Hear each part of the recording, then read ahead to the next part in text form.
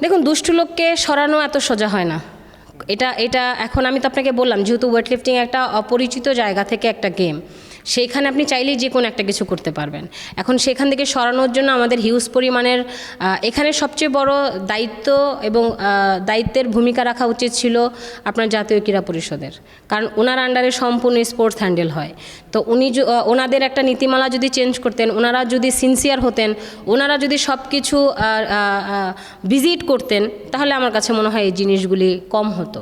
দেখুন, একটা সবচেয়ে বড় একটা ইম্পর্ট্যান্ট বিষয়, প্রতি বছরই আমি শুনি যে হ্যান্ডবলের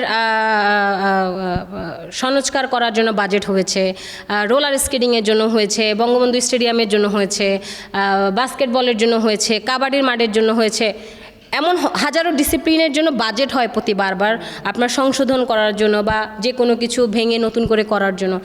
কিন্তু আমি এই 14 বছরের ওয়েট লিফটিং জিমটাকে মেরামত করে সুন্দর করে একটা আবাসিক হোস্টেল সহ করে দেওয়ার জন্য কোনো বাস্তবায়নের সম্ভাবনা আমি দেখিনি, এবং তারা হয়তো বা চেষ্টা করেছেন বা হচ্ছে না, বা চেষ্টা করছেন কোনো না কোনো একটা কিছু হয়তো বা জাতীয় ক্রীড়া পরিষদ করছেন।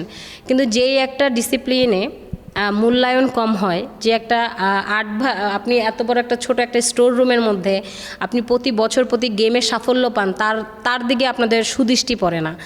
যেই ফেডারেশনগুলিতে, যেই ডিসিপ্লিনগুলিতে বছরের পর বছর কোনো মেডেল নেই, কোনো সফলতা নেই, সেই ফেডারেশনের প্রেসিডেন্ট সেক্রেটারির সাথে আপনার ভালো সম্পর্ক, তার ফেডারেশনটাকে এবং তার ডিসিপ্লিনটাকে আপনি সংশোধন করে দিচ্ছেন। কিন্তু আমার সাথে কি সমস্যা আমি জানি না।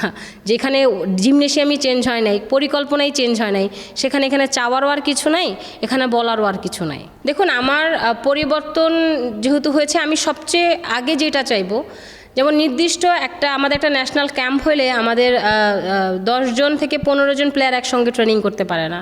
আমাদের আলাদা আলাদা জায়গায় ট্রেনিং করতে হয়। সেখানে ট্রেনিংয়ের মান এত পরিমাণের খারাপ থাকে, আমরা কোনো কম্পিটিশনে যাওয়ার আগে কোনো প্লেয়ারের মানটা আমরা বুঝতে পারি না। হ্যাঁ, কোচরা মান বুঝতে পারে না।